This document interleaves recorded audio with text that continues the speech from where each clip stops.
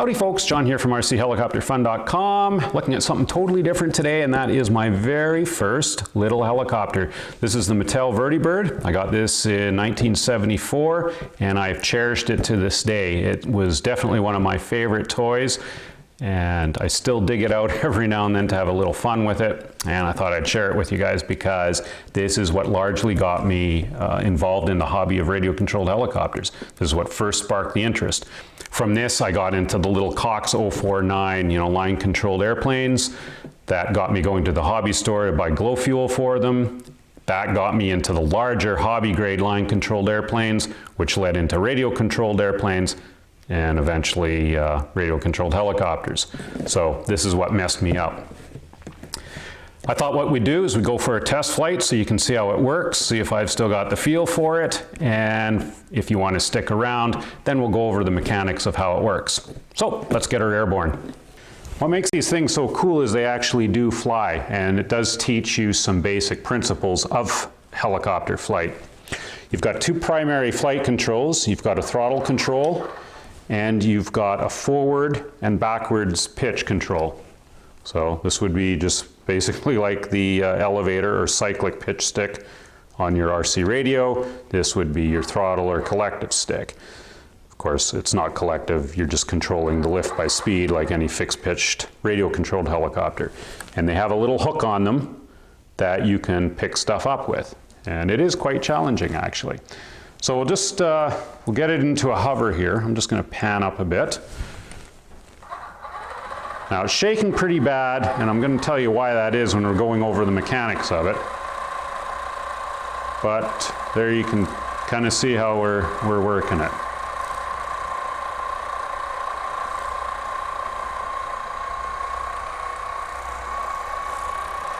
So let's zoom out and we'll see if we can pick some stuff up. The primary principle of rotary flight that the little Verti teaches is how you lose some lift when you pitch it forwards or backwards.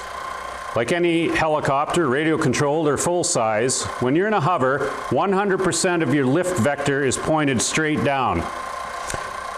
If you pitch it backwards or forwards, the helicopter will sink slightly because some of that lift is lost. Here, we'll get out over here. Is that thing in frame? There it is.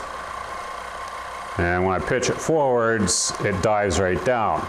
So to compensate for that, as you pitch it forward, and this is the same with a radio-controlled helicopter, you do have to give a little more either throttle or collective to keep it from sinking. And as you see at full throttle and full pitch, this thing clips along pretty good. And to transition out of this, you have to pull back on the pitch and the throttle at the same time. Or as you see, it'll launch itself into orbit. Try that again here. That was a bad example. So we're pulling back on pitch and throttle at the same time. There we go, that was a little bit better. And just like model RC and full size, when you have to slow down, you have to pitch kind of backwards to kill the forward or rearward momentum. Anyway, let's pick up this little barricade, or attempt to. Like I said, this does require some finesse. Now, because of the extra weight, you have to actually give it even more throttle. Now, let's take it for a little circuit around the field here. And we'll drop it back off. Now I'll try to get the car. I always found the car harder for some reason, probably because the hook's a little bit smaller. Whoop. Pilot's going to lose his license if he does that again. This pilot needs new glasses, I think. And the car is quite a bit heavier than the barricade, so even more throttle is required.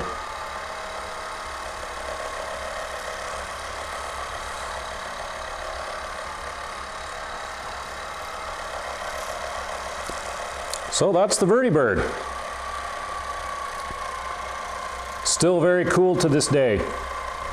Now let's see how it actually functions. Little Easter egg for all you goblin flyers. Anyway, here's the little Verti helicopter. We'll go over it first. There's a little hook. It'll just snap in the back if you don't want to fly it with the hook hanging down. The bad vibration, we'll get to that first. You'll notice this side of the rotor is kind of warped and bent. It's nice and straight on this side. This happened when the Verti was put away once haphazardly by yours truly, most likely, and the blade was all crammed in the box and bent, and it retained that shape. I tried to straighten this out with some heat, and it did get it better, but it's still not perfect, and that is the source of the majority of the vibration we saw.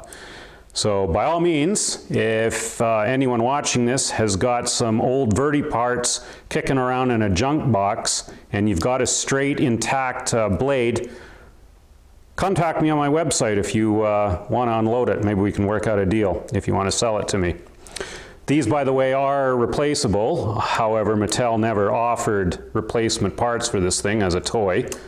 But the blade just snaps off. There's these 3 little pronged hooks that hold the little hub through these holes, and the blade itself is very flexible plastic. It's a lot like XK's radio controlled helicopter blade material. I'm not too sure what it is, if it's a vinyl or a nylon, but they're very hard to break, pretty much impossible. They had these little pieces of red rubber vinyl glued on the ends. It's very soft and flexible. It was just to take the sting out. If this thing hit you in the arm or leg, it would certainly damage your eye though if it was to hit you in the eye. That's the blade. Oh, and one other tip on these, if you've got one of them and you notice it's got lots of vibration, even if the blade is nice and straight, try the 3 different locations. Try changing the locations of the blade, and you can sometimes eliminate vibration that way. I think what happens is the little drive spring here, it vibrates around, and if you get it in phase with the blade at a certain position, that's what sets up a vibration. It's just a guess, but I know when you move this around, you can increase and decrease the vibration. The little head itself on here, it doesn't have any bearings or anything. It's just a little metal rod that goes through this plastic mast.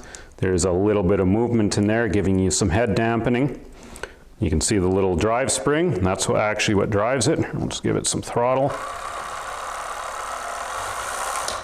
And that's what allows the articulation of the helicopter up and down. The angle changes slightly, and this spring allows the power to come through this little piano wire that goes through the plastic rod back to the base. And on the base itself, there's the other side of the spring.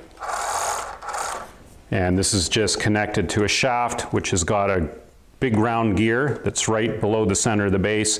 And then there's a little electric motor at the front with a smaller pinion on it. So it is reduced. And the helicopter is actually providing the thrust to turn this. So as you pitch the helicopter forwards and backwards, this is just very free to spin on its own accord. Now I'll go back to the helicopter to point out the pitch control on it. Yeah. So there's our little drive spring at the bottom, and then there's another rod that comes through this plastic rod. It's a much thicker one, and that's what pivots back and forth to give you your forwards and backwards pitch as you move the control stick back and forth.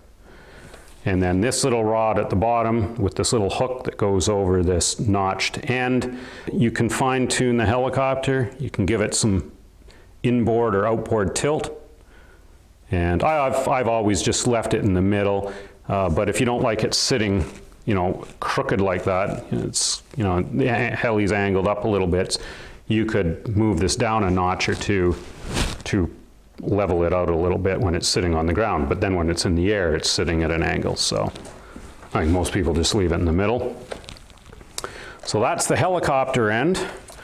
Now we'll look at the pitch rod at the base here. You can see it as I move the stick on the little control pad back and forth. That's what's moving that pitch rod, or it's twisting it. And the little rod at the back, I don't know if you can see right through this little gap in the turret here. You can see that black ring moving up and down.